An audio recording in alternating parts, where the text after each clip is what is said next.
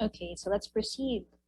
So what is competitive swimming? So from the word itself, it is a competition in swimming wherein there are individuals, swimmers, or athletes, especially competes to the highest level of their stroke ability, speed, and also to perform at the top while racing with the other swimmers or other athletes. Okay, and we have this four major styles that we use in this competition. So we have butterfly, the variant of breaststroke, the backstroke, we also have the breaststroke, the oldest among the four, and the front crawl, which is the fastest among all the four major styles. We also classify the swimmers into three. We have sprinters, middle distance swimmers, and distance swimmers. So what do you think are the differences ng mga swimmers na to? Can you guess? Using the keywords that are used sa names nila.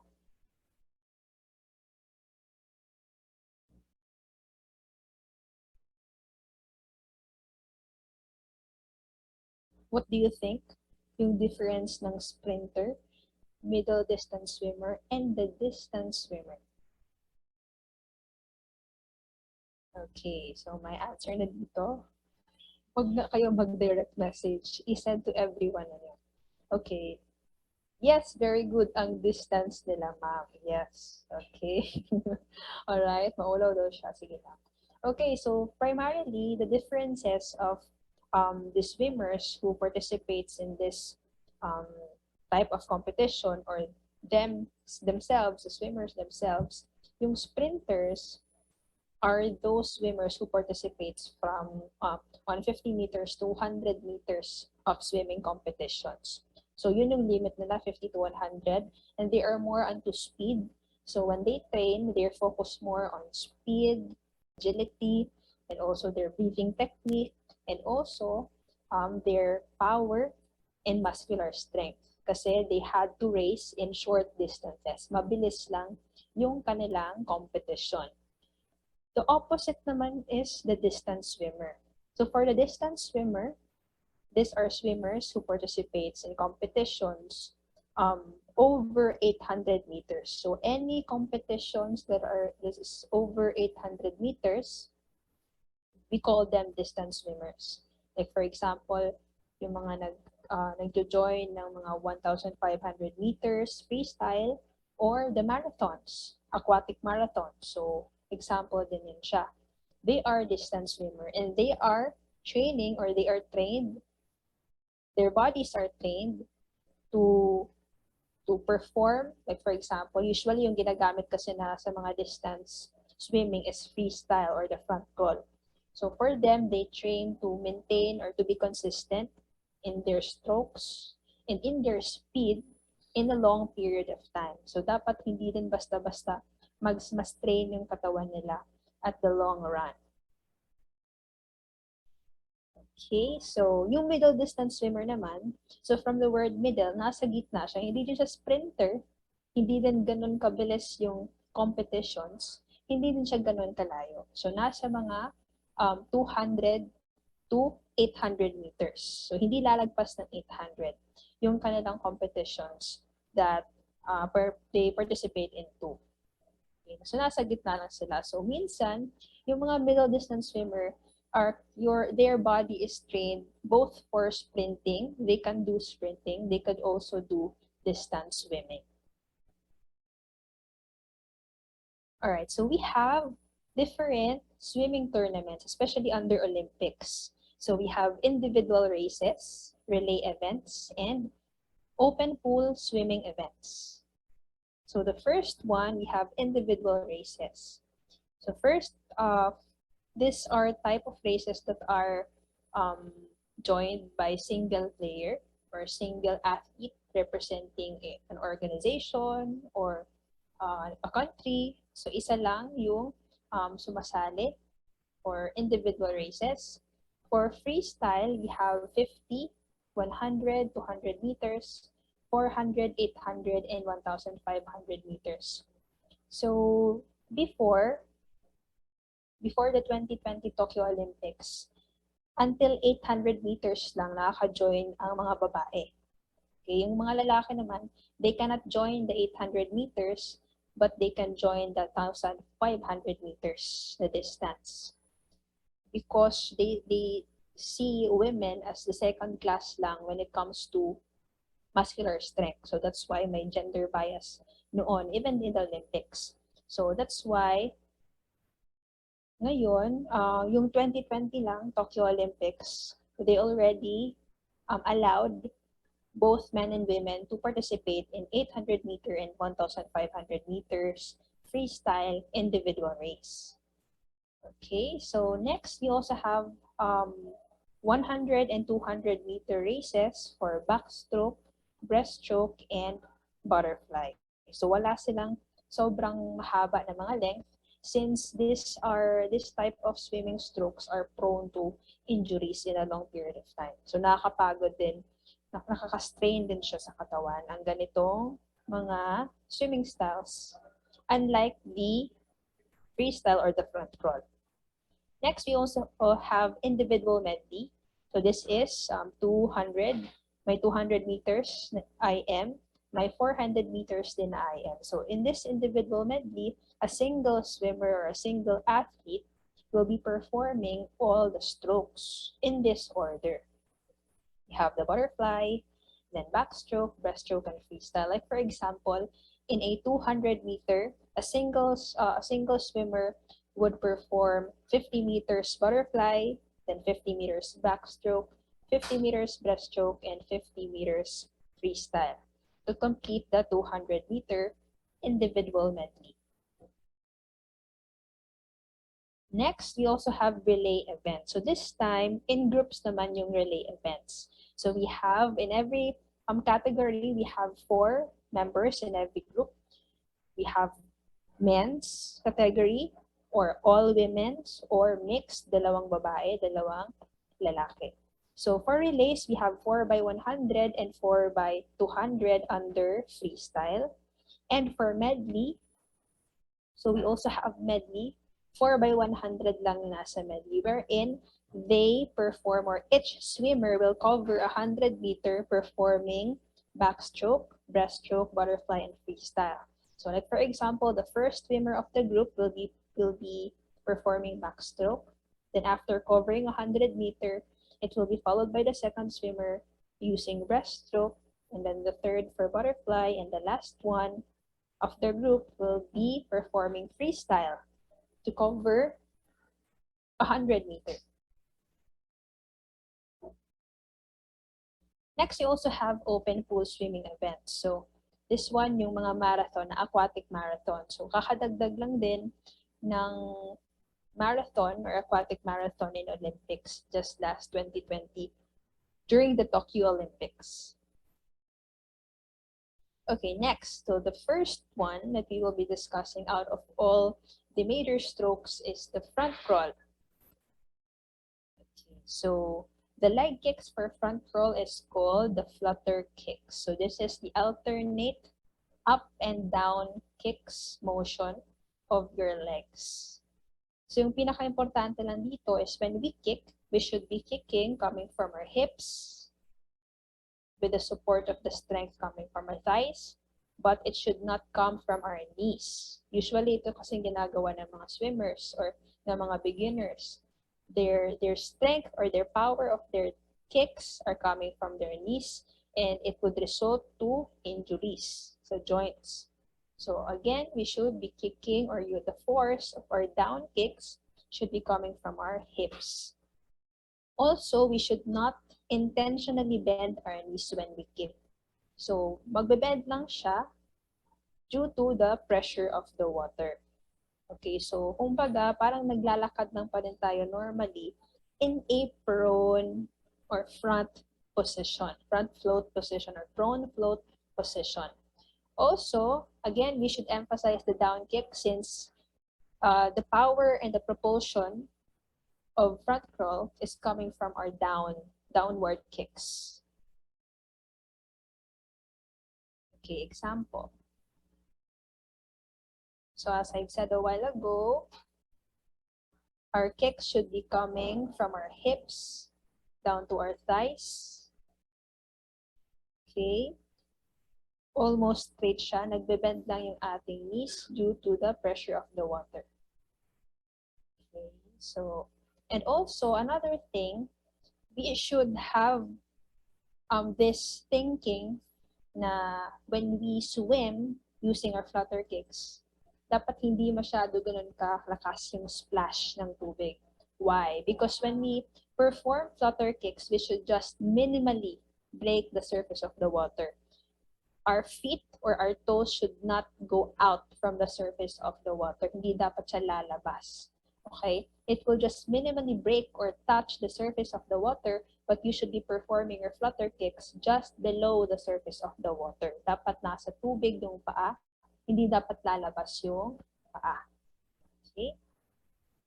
Next, for the arm strokes, so this is the alternate windmill motion of your arms, right and left. So alternate siya. And we follow this certain phases or stages in each arm cycle. Okay, we have this entry and catch phase. We also have the propulsive or pulling phase and the exit and recovery phase. All right, so entry is when our hand enters in the water before we start our arm stroke. So the first thing to remember is that dapat may line tayong, imaginary line tayong na magiging guide on where we should enter our hand.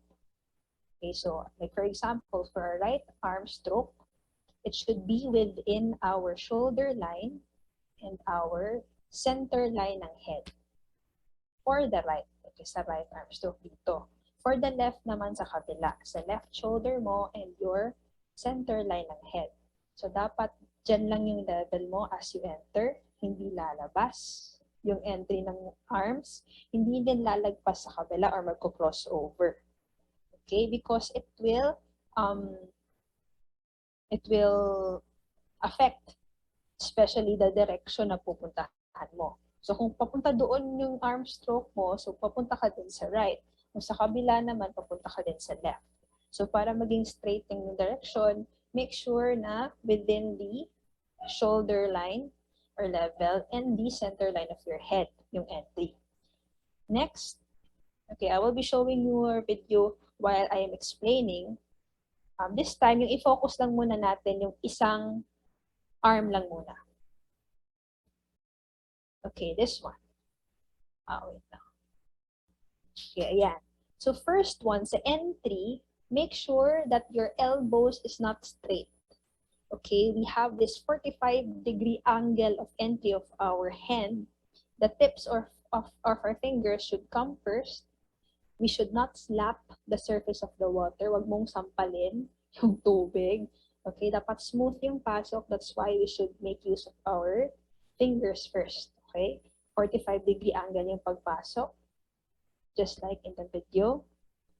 And then after that, you extend. That is the catch phase. Pagpasok, you extend your arms, not overstretch. Okay, extend lang siya konti together with the rotation of your hips. That is the catching phase. You are catching, you are preparing, or you're preparing for a big catch in preparation for the pulling phase. So that's why you extend. Okay, next. After the pulling phase or the catching phase, we proceed to our propulsive or pulling phase, wherein we have this term EVF or early vertical forearm or early vertical form. Kung saan, as much or as early as possible, we bend our elbows and we make use of our forearms and our hand that will serve as a paddle during our pull phase. We should be pressing against the water so that our body will move forward. For example, okay, ulit. Ayan. So as you can see, later makikita natin since yung camera ibababa. Ayan. So makikita natin, bent yung elbow niya during the pulling phase. Catching phase, pulling phase, ayan. Nakikita nyo, this is his elbow, tapos nakababa na siya. Hindi siya straight, nakabend siya palabas. Hindi naman siya unnecessarily 90 degrees. Almost. Then making use of this as the paddle, the forearm and the palm. Okay, and then you will be pulling from here along your body line on your side until the hips, hanggang sa hips. Tapos, ready ka na for exit. So, obviously, since we are performing our EVF, yung unang i-exit dapat is our elbow. Ayan, elbow yung mauna, followed by the fingers and hands. And then, recovery na ulit. Recovery, pasok, together with the entry ulit, 45-degree angle. Okay. So while your other arm is on its recovery phase, your other arm naman is on your pulling phase. Okay, like for example, pag pa-recover na yung left nyo, ang right nyo naman, pa-pulling phase na siya. Tapos pag recover na naman yung right, magpo-pulling phase na naman yung left. Yun yung ating filing for the alternate windmill motion of your right and left arm.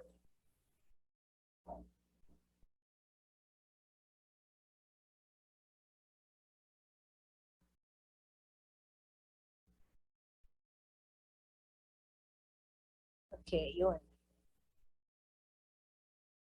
Alright, yung EVF, ayun.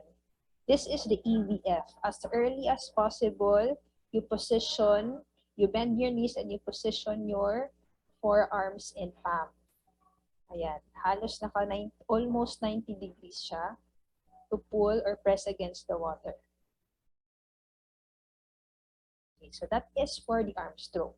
Entry, catch, pull, exit, recover. Okay, so next, freestyle breathing. So usually the common mistakes of breathing for front crawl is firstly, not breathing while swimming. Nagbe-breath hold lang sila. Next one is the lifting the head while they breathe. So nagde-lift, tinataas nila yung kanilang ulo when we breathe, and that would disrupt the streamlined body position of your prone body position. So dapat, like for example, ito yung katawan mo, naka-prone float ka. Once you lift your head, your lower extremities or your legs will sink. So hindi yun pwede when you swim. Okay, so dapat for you to maintain this position, you just have to roll or rotate on your side. That's why yung front crawl natin na breathing, sa side lang siya, right and left, para hindi ma-disrupt yung inyong body position. Okay, yun yung purpose and why we breathe in front crawl on our sides. Next, so on the timing on when do we breathe during the pulling phase and the exit. Yung patapos ka na. Patapos ka na sa pulling phase, nasa may hips na siya, and papunta ka na rin sa exit, that's the time you also apply hip rotation and also roll on your side or rotate on your side to breathe in outside the surface of the water. So, yung iba, like for example, here in the picture, yung ginagawa, at least isang mata ang nasa labas ng tubig, tsaka isang mata mo nasa just below the surface of the water when you turn on your right or on your left to breathe in. And you breathe out during the recovery naman. So after nito, after exit, your arms will recover. At the same time, you will be going back to your neutral position ng head mo. Babalik ka sa center to exhale or blow bubbles underwater. So for the frequency naman, ma'am, ilang times ba dapat mag-breathe? Okay, we have different types of breathing techniques. So we have unilateral breathing. We also have bilateral breathing. For the unilateral breathing, this is the type of breathing wherein a swimmer would breathe every other stroke.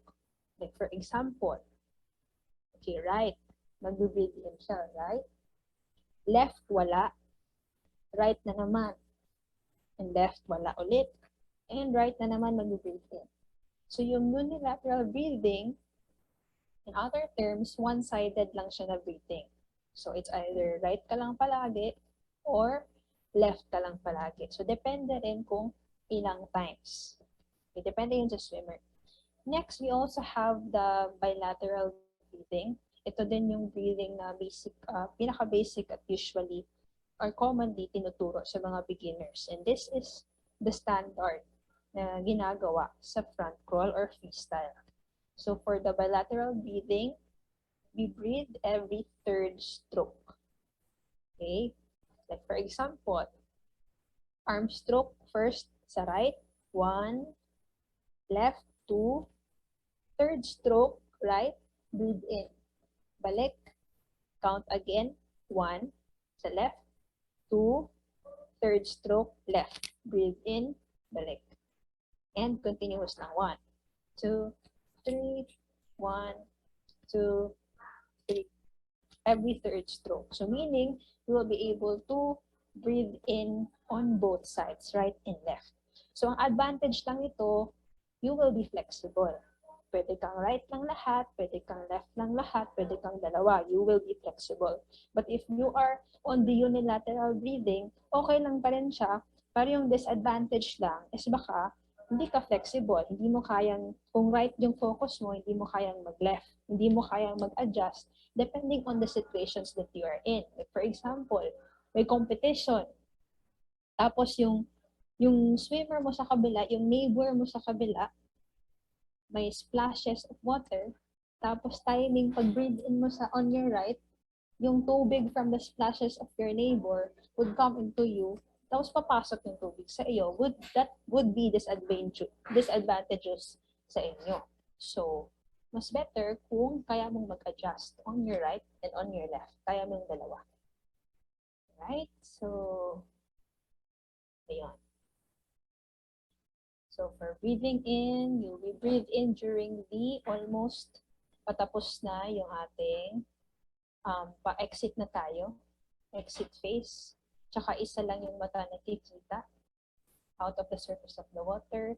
And we go back to exhale, right, during our recovery phase.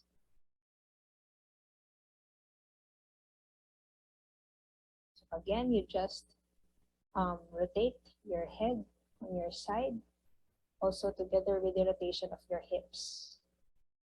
So sa breathing out naman, again, during the recovery, we breathe out underwater by the use of blowing bubbles through our nose.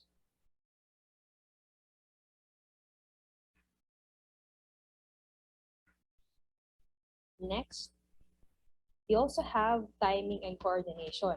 So for the timing and coordination, especially in front crawl, it actually usually occurs naturally as long as you just perform your flutter kicks continuously together with your continuous windmill alternating arm action. Yun lang talaga yung importante. As long as hindi ka mag-stop, hindi ka magpo-pause, you continue it, you perform it continuously together with the coordination of your breathing patterns on your right or on your left. So yun lang talaga yung importante. However, we have different types of beat cycles, kumbaga. Yung pinaka-basic or pinaka-common, we call this 6-beat cycle. For 6-beat cycle, a swimmer would complete 3 kicks in every arm stroke. So like for example, sa right arm stroke mo, 3 kicks dapat na matatapos mo. Sa left arm stroke, 3 ulit na kicks. So that is 6-beat cycle. So continuous siya, dire-diretso. Ito din yung ginagamit for sprints. Next, we also have the 4-beat cycle. For the 4-beat cycle naman, this time, dalawa. So, 2 kicks in every arm stroke. So, 2 kicks dito, 2 kicks dito. So, for that type of swimming stroke, may makikita kang mga pauses or stops. So, during those stops or pauses, nag-glide lang sila doon. tinatapos lang talaga nila ang isang arm cycle or arm stroke. Use just with two kicks lang. Next, so again, for reiteration, 6 elements of perfect. Front roll, body position, kailangan streamline yung position natin. That's why we should avoid lifting up our head. Next, for the catch and propulsive phase, importante yung early vertical forearm or early vertical form. Next, rotation. Hip rotation is important during the catch. Yung i-extend mo yung inyong arms. And also, hip rotation is also applicable during the breathing when you roll or when you rotate on your right or on your left. Next, we also have breathing. So making sure not to lift your head, just rotate. Okay, and kick from your hips, not from your knees. And for the silent swimming, especially yung body awareness. Yung sense of balance natin dapat andun when we swim. Our sense of hearing, dapat yung splashes that we hear while we swim should be lesser, hindi masyado maingay. Okay, next. Our sense of touch. So we should be aware that we are really actually making use of our forearms and our palms while we perform our pulling phase. So making sure that all of our body and all of our muscles are engaged. May pressure talaga tayo na-feel and force, na-feel, allowing our body to propel through the water. So, 5 biggest mistakes that are usually performed for front roll. First, looking forward, just like in this picture. So, in the pool, you should not look at the wall. Okay, huwag kayong matakot since you are on your arrow position, naka-streamline kayo palagi, hindi kayo basta-basta mababangga kasi andyan yung kamay nyo. Okay, hindi mabubunggo yung inyong ulo. Next, also, make sure that your head is always facing down on the ground. Mag-face ka lang sa side mo when you breathe. Next, kicking too much. So, kicking too much would not help you swim faster. Okay, as long as yung short lang siya na short and equal force yung kicks mo on your right and left, yun lang yung okay na yan siya. Okay, next, breathing technique.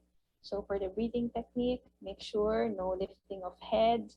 For next, crossing over, ayun, biggest mistake, magka-cross over ka, yung ganong style of arm stroke, hindi pwede. So dapat on your line lang, sa right na area and then sa left na area. Next, pulling with a straight arm. So we don't pull with straight arms, we pull with the EVF or early vertical forearm. So I think that's it.